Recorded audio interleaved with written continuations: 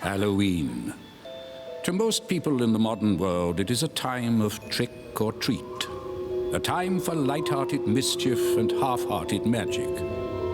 But Halloween in reality is more than that, much, much more. Halloween is the one night in the year when you are able to meet, shall we say, a different class of person.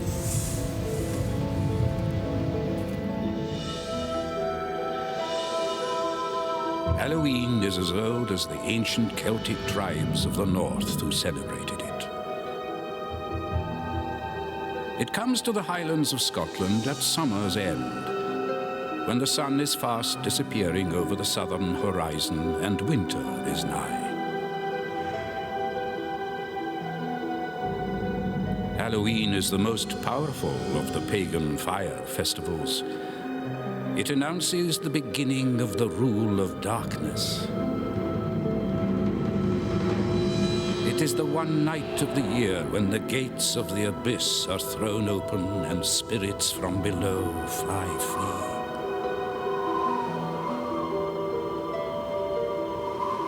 The Christians made it a holy time, the eve of All Saints' Day, All Hallows or Halloween. But just below the surface, the old ways still remain. The ancient Celts knew the darkness that was Halloween could be challenged only by the lighting of great bonfires throughout the land.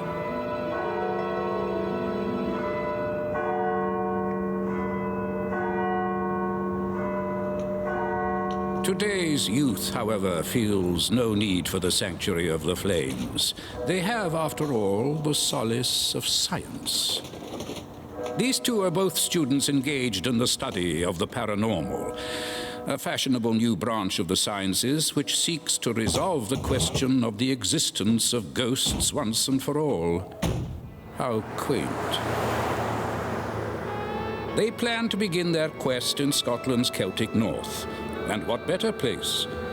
Scotland's northern remoteness is a land of gale-swept mountains, melancholy moors, and ancient and brooding castles. In short, if you are of a mind to seek out ghosts, you're in the right place. And Halloween is the right time.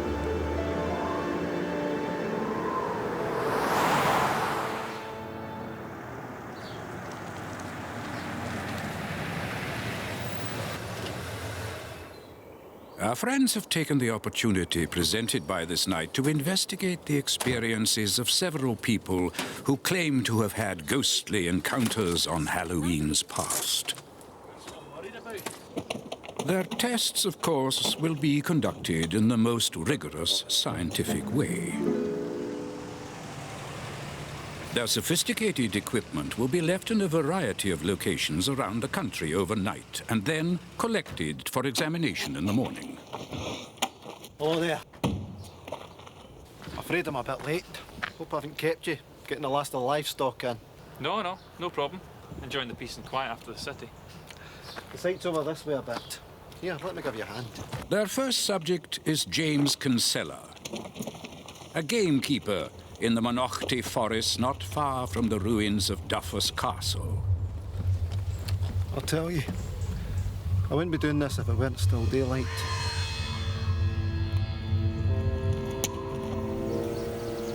James, it seems, has reaped the unpleasant harvest of a seed sown by King Duffus sometime in the 11th century. King Duffus, we're told, was the cruel and heartless ruler of the Moray district. One day, when he was returning from a day's hunt in the Monochty forest, he came across an old woman begging for food by a bridge. His blood being still hot from his day's hunting, he spurred his horse onto the bridge, leaving the woman with no escape but the water.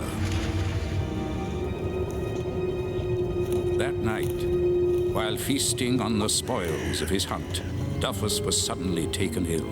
The skin all over his body, they say, burned and itched. This is it. Right here. In this innocent-looking little clearing. Well, everything looks pretty normal.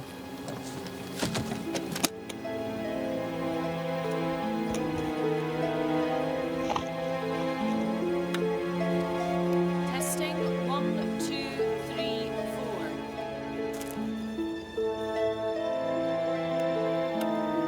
Okay, let's get started. Okay. It was this night 2 years ago. We did a fair bit of poaching going on through the woods. And as it was the eve of All Hallows holiday, I suspected there'd be poachers out in every wood in Scotland. I packed a few sandwiches in a thermos, and I drove down here about 5 in the afternoon. I left the car up on the road so as not to alert anyone to my being here.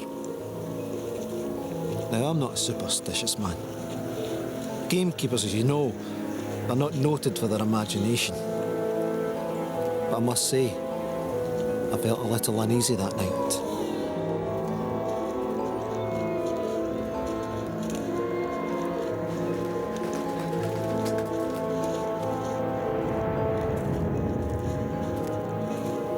The locals will tell you that these woods are said to be haunted. They're a superstitious lot, and I've never paid them much attention.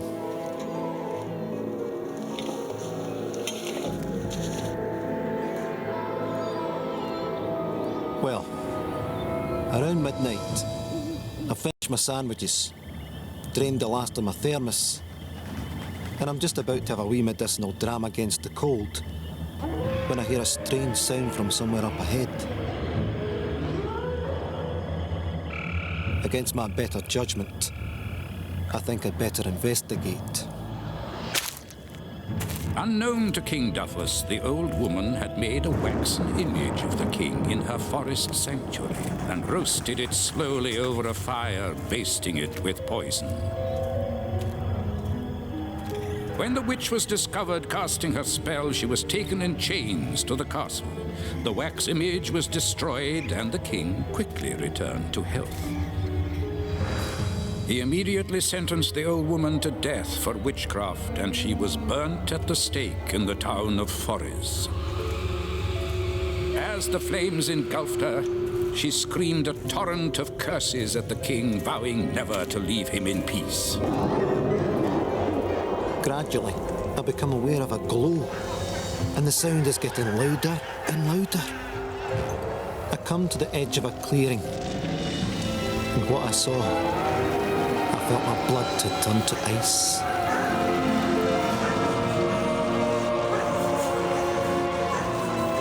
there, in front of me, is the ghost of a hideous, disfigured hag.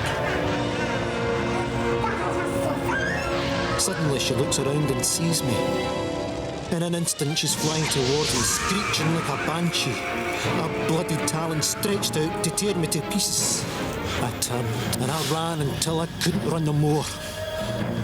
I stopped for breath, and this unspeakable thing was on me in an instant.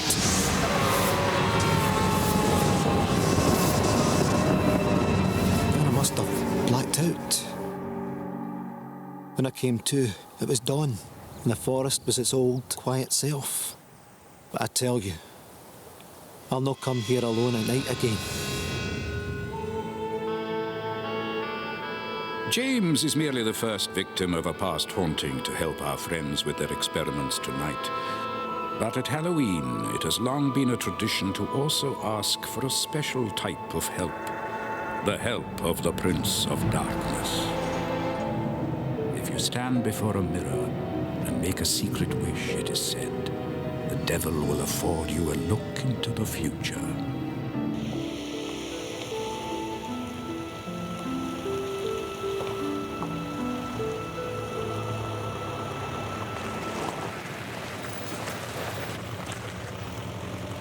Our next rendezvous is at an ancient tower house in Dumfries.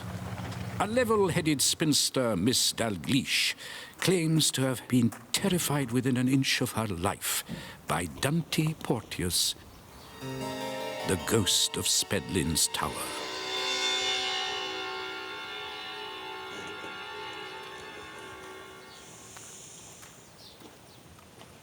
So serious? Serious business. Well, maybe I should sweeten you up a bit. I'm sweet enough already. Oh, yeah. It seems our academics may be a little less scientifically rigorous than we thought. Unwise, really. When you're out hunting for ghosts, it pays to have all your wits about you. Hello, I'm Helen. Hello. And this is Phil. How do you do? Thank you for giving us your time. I'd like to be able to say it's a pleasure, but... Well, Right then, shall we go in? OK, we'll just get our things. Dante Porteous, it appears, was a miller and a well-known troublemaker in the parish of Applegarth. He was apprehended around 1644 on suspicion of setting fire to a mill. The Laird of Spedlin, Sir Alexander Jardine, was the owner of the mill, and both convinced of Porteous's guilt and tired of his repeated misdemeanors, had him thrown into the dungeon of Spedlin's Tower, and then quite literally threw away the key. Sorry. I need to breathe. So, would you like to tell us what happened? It was Halloween, 1997. The owners of the castle were away on a trip, and I'd been invited by my niece, who was their housekeeper, to come and stay for the weekend. My niece, in her usual considerate way, had given me the best guest room. Almost there now. Just along this corridor and round to the left. Unfortunately, at the time, neither of us realized that it was the very room in which the original laird and lady had slept. Slept? We are. Well, perhaps very occasionally. Some months after Dante was incarcerated, Sir Alexander and his lady were disturbed in their sleep by a pitiful moaning and wailing. As he was getting up to investigate, the laird was confronted by a terrible vision. It is the very same vision to which Miss Dalgleish now claims to have been subjected.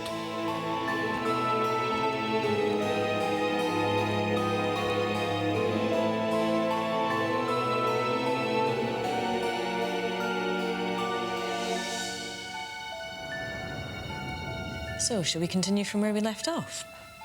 Right. My niece, being a country girl, was in the habit of turning in early. I went to bed about 10 o'clock with a good book.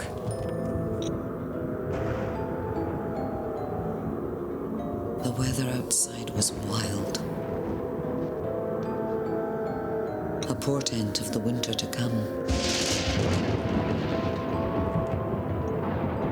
I locked the door and climbed into bed to read.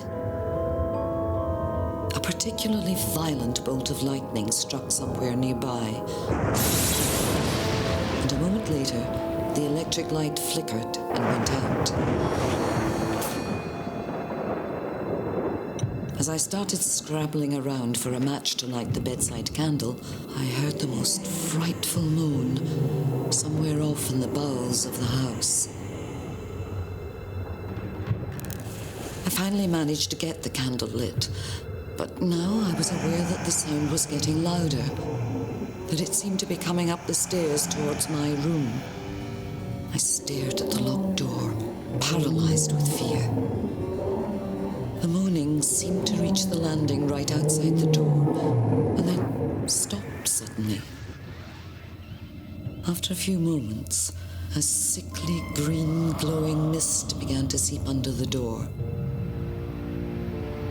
And then, to my extreme horror, a pair of putrefying severed hands appeared right through the locked door.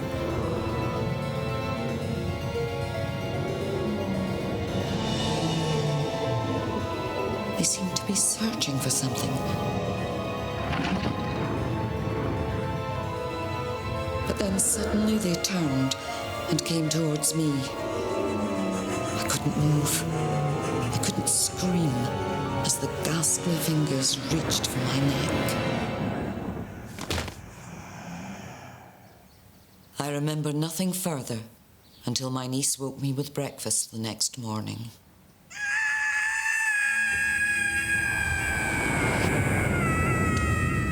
Food! That's all poor Dante was after. On the same night 300 years earlier, Sir Alexander endured the same horror.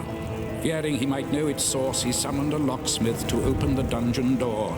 Inside were the grisly remains of Dante Porteus's wasted body. Of course, he had starved to death, but before he went, and in the extremity of hunger, he had gnawed off his hands.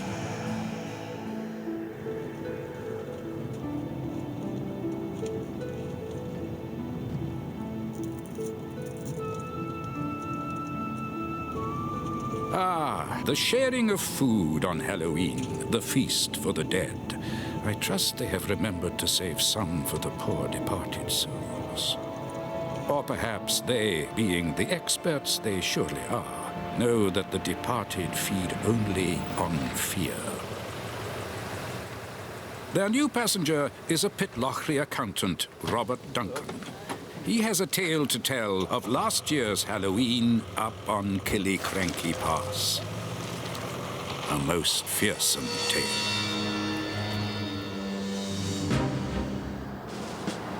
In 1689, the Jacobite army under the command of John Graham of Claverhouse, the Bonnie Dundee, met the army of the English King William III at Killiecrankie in Perthshire. Dundee had maneuvered the English into an engagement at this narrow pass, where his smaller numbers would not be at a disadvantage. However, the night before the battle, he was woken by a red glow which filled his tent. When his eyes adjusted to the light, he saw a kilted soldier at the foot of his bed, his head so blood-soaked that his face was unrecognizable. But it was plain to see that the kilt was Dundee's own tartan. Putting aside this premonition of his own death, Dundee led his men into battle the next day, winning a glorious victory. Although towards the end of the battle, he himself suffered a massive blow to the head by a loyalist claymore which killed him instantly. Right, let's get started. I was at the tail end of a cycling holiday, heading back home. I planned to take it in the summer, but I'd been delayed a few weeks by work. And so I found myself still out on the road with winter setting in. The weather was turning icy. It was getting late, and so I decided to make camp for the night, not realising that it was so close to the scene of the battle and having no idea that it was Halloween. I pitched my tent and lit a fire. It was getting dark and very cold. I ate a small meal and turned in.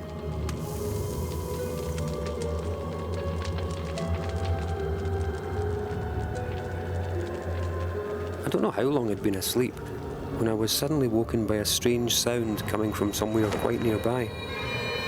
As it became more distinct, I recognised it as the sound of bagpipes, followed shortly after by the sound of battle. Outside my tent was what appeared to be an ancient military campsite. I didn't know whether to jump on my bike and pedal away in the other direction or to go looking for the source of the sound. The choice was taken out of my hands, and suddenly I felt myself being drawn relentlessly forward. The sound of battle was now deafening. As I rounded one of the tents, I saw a much larger one directly in front of me, with a light inside. Something drew me inexorably towards it. Eventually, I summoned up the courage to enter.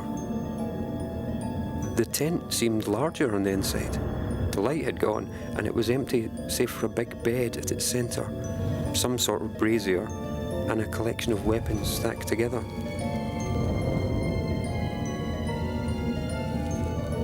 I suddenly felt drained of all my strength and sank to the bed. I closed my eyes for no more than a moment, and when I opened them, behind me, not 4 feet away, was the most fearsome sight I have ever seen. I now believe it was the Bonnie Dundee himself. As he walked slowly towards me, drawing his dagger, something broke the spell and I ran for all I was worth. But my ordeal wasn't over. As I ran, ghostly soldiers seemed to be all around me, coming for me, weapons drawn. I reached my campsite, grabbed my bike, and rode away as though the devil himself was at my back. It was a week before I had the courage to go back in broad daylight to collect my tent. A small band of loyal but weary and mortally wounded soldiers trying each Halloween throughout eternity to save their beloved leader. A noble but futile gesture. Anyone with an ounce of humanity might very well feel a twinge of sympathy, but then that too would be futile. Halloween tradition holds that one should always leave food out for the recently deceased, and yet our friends have just enjoyed a wonderful luncheon with not a thought for absent friends. Can't hold your drink, eh?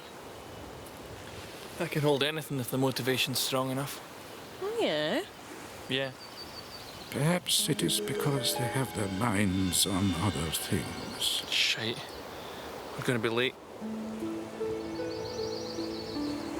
The night of Halloween draws ever nearer, and yet our young academics have a number of other haunted subjects to investigate before their work is done.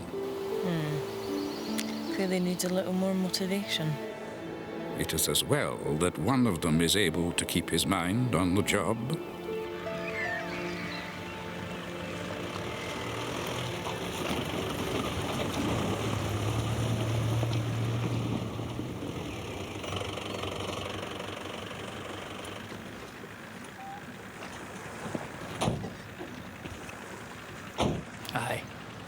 Aye, it's good of you come.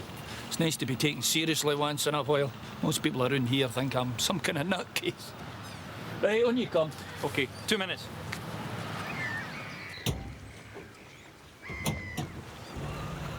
The old fisherman is Lachlan McKinnon.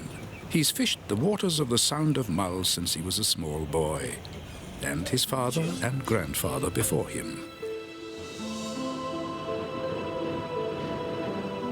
The McKinnons, in fact, have been in this part of the world since the 14th century. But then, so too have the MacLeans. And it is one of their ancestors with whom poor old Lachlan claims to have had his unnerving encounter.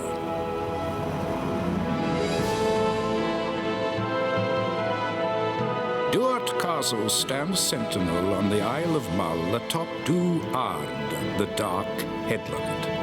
The great walls are said to have seen violent times.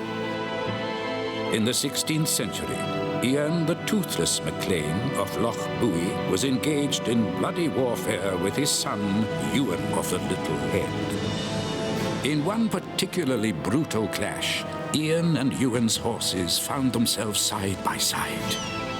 The father lifted his blood-soaked weapon and in one stroke lopped off his son's head. And, so it is said, it is his ghost, the headless horseman, who haunts Duart's dark headland. Lachlan? Do you mind if we begin? About the... well, it was some years ago. October the 31st. I remember the date well because it was the anniversary of my father's death. The fuel tank had sprung a leak, and for a while I hadn't been aware of it. Although I'd managed a temporary repair, I'd lost a lot of fuel and didn't have enough to get back to port. And so I pulled into a little cove on the island that I knew was nearby and went looking for some help.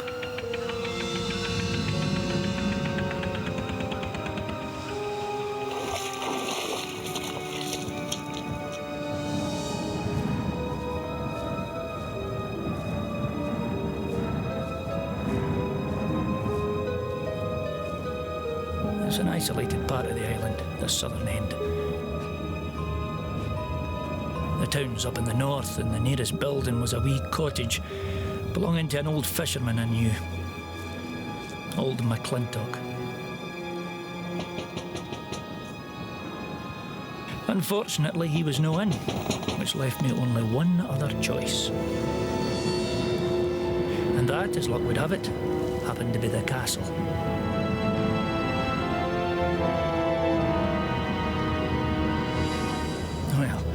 I wasn't about to disturb the laird, so I gave the building a wide berth and I made for the servants' quarters.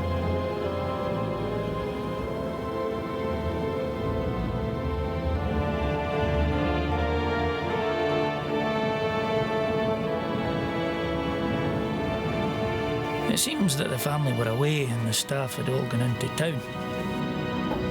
For I knocked on that cottage door fit to wake the dead. Nobody came. I turned and was about to commence the long walk to the wee village when from somewhere inside the castle wall I heard a strange sound. It seemed to come from the courtyard. There was a strange light filtering through the archway. As I rounded the archway, I was confronted by a sight that still makes me tremble even now.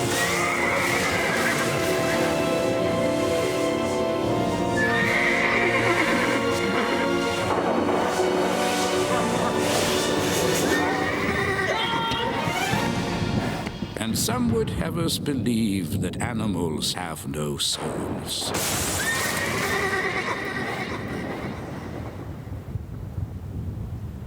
Such a gloriously cold evening to usher in the season of darkness, decay, and death, although too cold for some.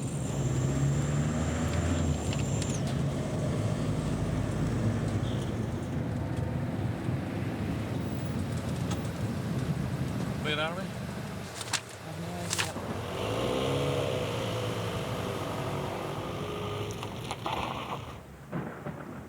Halloween tradition allows that young people may employ a variety of tricks to elicit otherworldly help in order to identify the subject of their next romantic union. The cemetery is just there, under the cut. So that's the dead centre of town, is it? Oh, aye. This old town's a dead centre. Or maybe we can liven things up later. Give me a call sometime. Okay. Clearly, this young man imagines that he has no need for supernatural help. Poor, deluded fellow. How could he know that our scientific friend is a free spirit? And besides, she has no time for dalliance. After all, there are other ghosts to lay.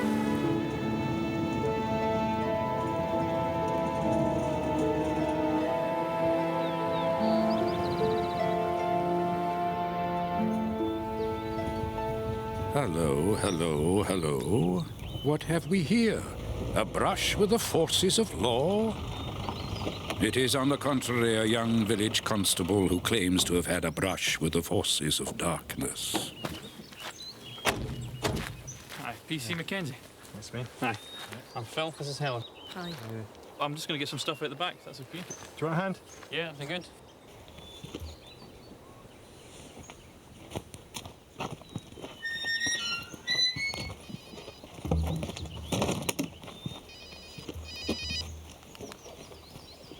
Hello. Oh, hi. Didn't expect you to call so soon. I would appreciate it if we could hurry it along a little. I'm not too keen to be here after dark.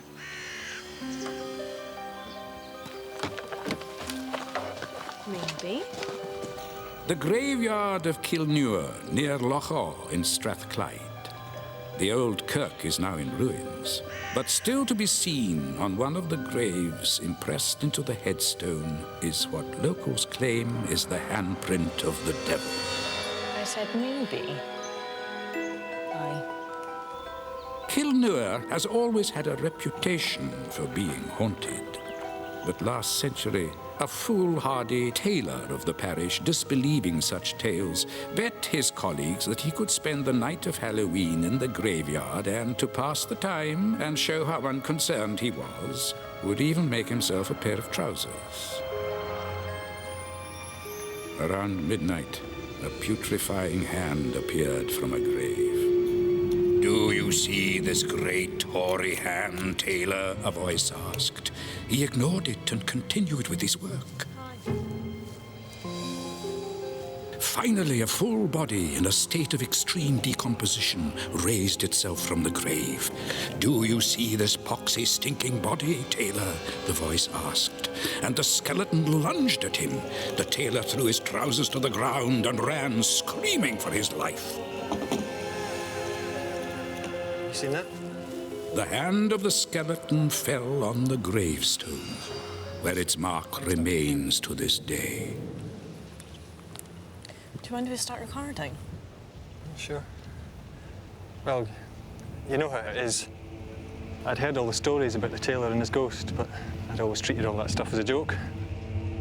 That last Halloween, the joke was on me. And I can tell you, I wasn't laughing. I was working the graveyard shift, and to get a little fresh air was doing a turn around the village. Halloween's not much celebrated these days, and the place was deathly quiet. The night was cold and there was a fog blowing up from the loch. As I walked along beside the cemetery, something caught the corner of my eye. It was a bluish glow coming from a little way in. I checked the gate, which is always locked at night, and it was open, although the lock had not been tampered with. The kids, I thought, nicked the key from the church warden. Some sort of Halloween prank. So, in order to carry out an investigation, I entered the cemetery and proceeded towards what I thought was the source of the glow.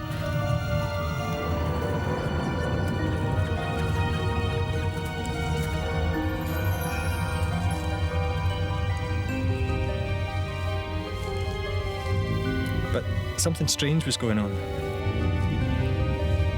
It kept disappearing, and then a moment later would reappear further into the cemetery. And then, as I drew close to the wee kirk, it vanished entirely. There were clearly no children about, and I could see nothing which may have caused the light. To be perfectly frank, I was getting a wee bit windy, and so I got onto my radio to call the sergeant. More for comfort than any practical assistance.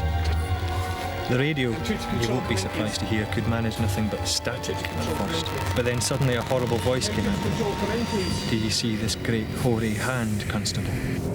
I couldn't believe what I was seeing. There was a ghostly, ghastly hand rising from the grave. As I watched, unable to move, it was followed by a head, and then a body. Do you see this poxy, stinking body, Constable? Well, that was enough for me. I dropped that radio like a red-hot iron and got the hell out of there.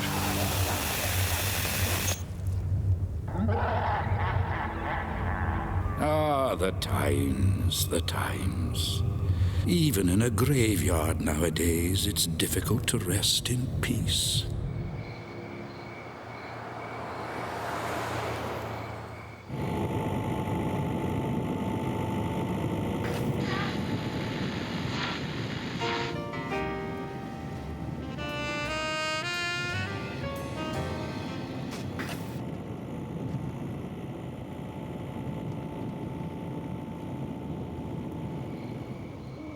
Now here's someone who knows and respects the traditions of Halloween. In bygone days, lights were often placed in windows and along the roads to help guide the spirits out and about for the night. The jack-o'-lantern was a candle placed inside a hollowed gourd so that the wind would not extinguish it.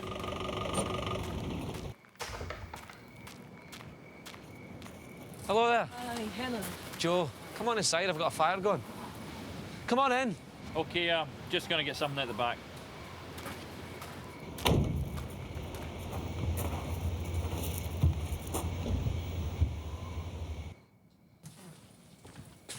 Have a seat. Thanks.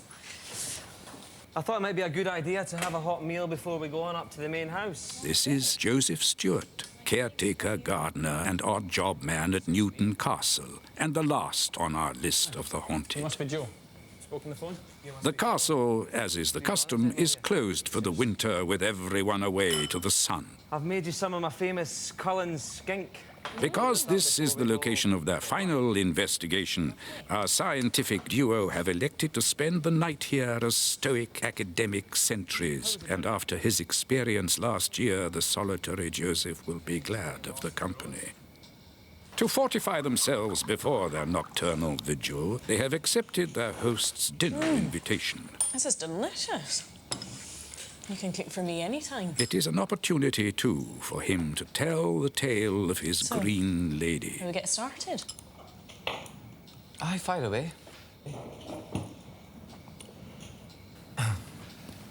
Being the caretaker here, I am, of course, aware of the stories. In fact, one of the reasons I took this job is because I'm a bit of an amateur ghost hunter myself. Anyhow, I'd not seen any evidence of anything unusual. Not, that is, until I was catching up on some last-minute maintenance this time last year. One of the better-known stories concerns Lady Jean Drummond, who had fallen in love with the neighbouring Lord Ronald. Unfortunately, her passion was unrequited. In the northern tower of the castle, she sat for hours every night, attempting to make herself more beautiful. She bought the finest satin and silk dresses. She plaited her long hair with pearls, but still the laird did not return her affection. In a state of deep melancholy, she sat night after night singing morbid love songs in the tower. You can imagine my shock then when, in a vast empty house, I suddenly hear singing coming from up above somewhere.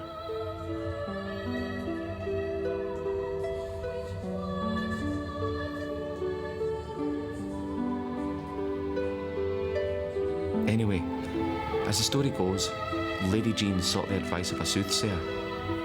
The old woman told her that the fine clothes and expensive jewellery were not the way to her laird's heart. She should dress in the manner of the fairies, the witch in Claytha Green. Cut a swathe of grass from the kirkyard, the soothsayer said. Break a branch of the rowan tree that grows in the gallows knowe and tie the two together with a plaited reed. Take them to the cobble pool, and there sit ye in the corby stane. Lady Jean did as the Cailleach said, and sat for hours alone in the rock in the middle of the river Ericht. Eventually she heard the sound of laughter, a cold wind about her body and the feeling of tiny hands pulling at her clothing. The eerie sensations caused her to faint. When the morning cock crowed, she awoke to find herself clothed in green finery like none she had ever seen. In her new raiment, Lady Jean quickly won over her lover, and within a few months they were wed. As she and Lord Ronald took their vows, the groom felt his bride's hand turn a deathly cold. In her eyes, he saw a dark and empty gaze. It was said that the fairies whose magical claith the bride wore had come to claim her. Suddenly, she let out an unearthly scream and collapsed at his feet. Her body was taken to a room in the northern tower and laid out on what would have been her bridal bed.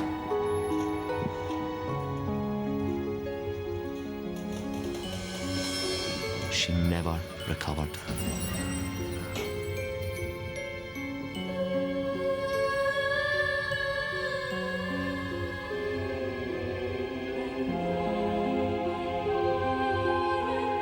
And it was to that very room that the sound of the singing had led me.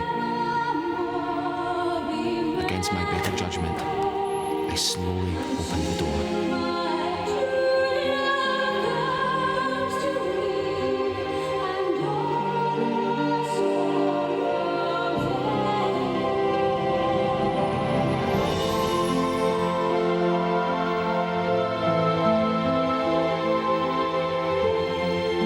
She was, still dressed in her green witching cloth, the saddest, most beautiful face I'd ever seen.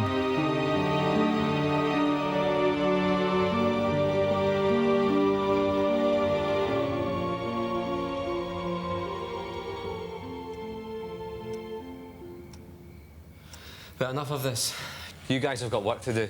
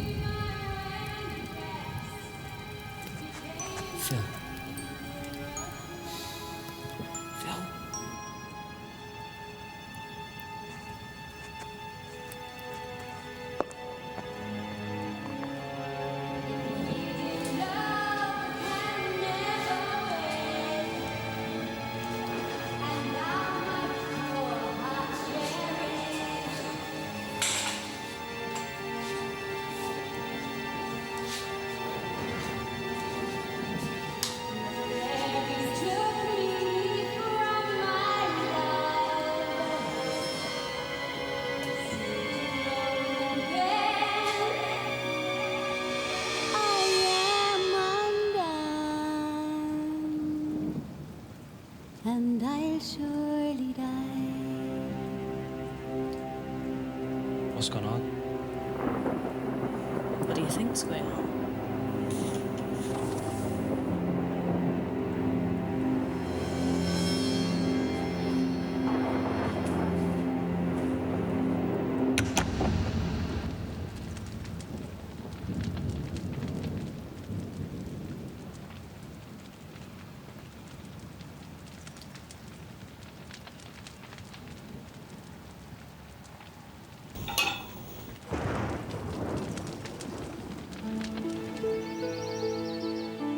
The storm of the previous night has passed on, but in our scientist's case appears to have done some residual damage. Joseph Stewart has left without so much as a by on leave. There is no evidence of ghostly visitations, and there is still all that equipment to collect, all that material to sift through. Where's your friend? He must be an early riser. You know, these country types. No ghosts.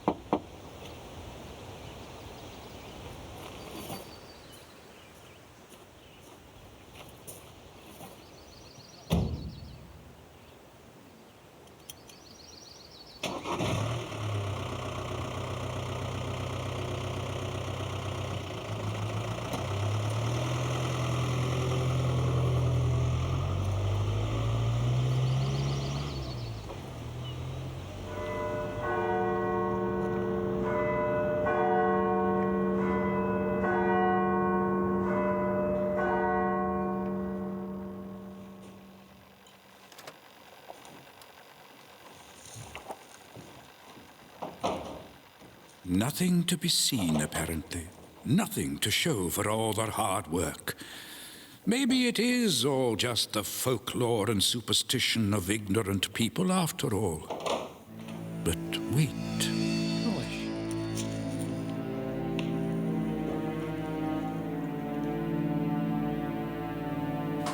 Flash always makes my eyes go red. Yeah, but this is a black and white film.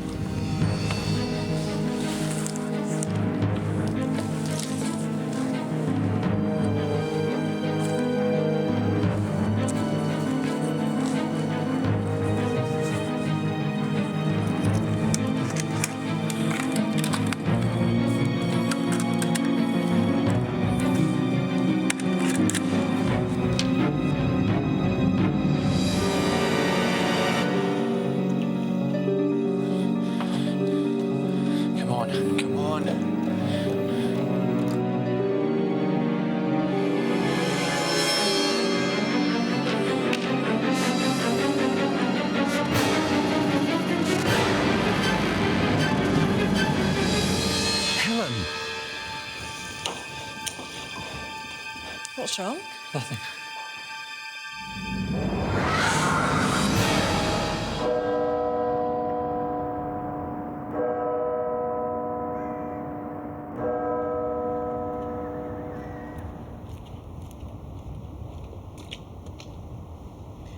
If there is a lesson to be had from all this, it is to think carefully before you decide to go hunting ghosts at Halloween. You might just find them.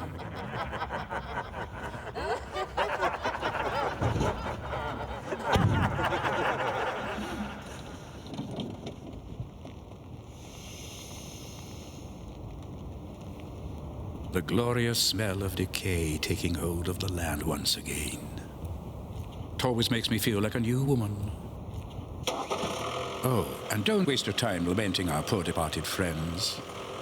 They'll be back next Halloween.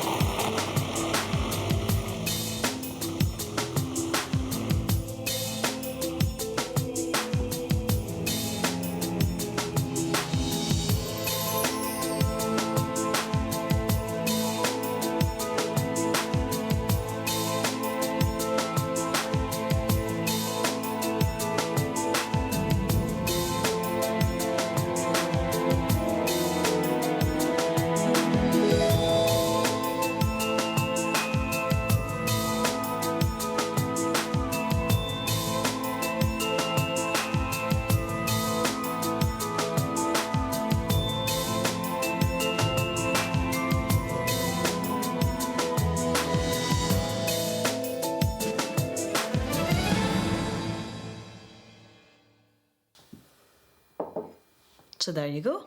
That's my Halloween story. You don't expect us to believe that, do you? Do you? What do you think? Just as well I got extra. Looks like there'll be 2 more for dinner. All right, boys.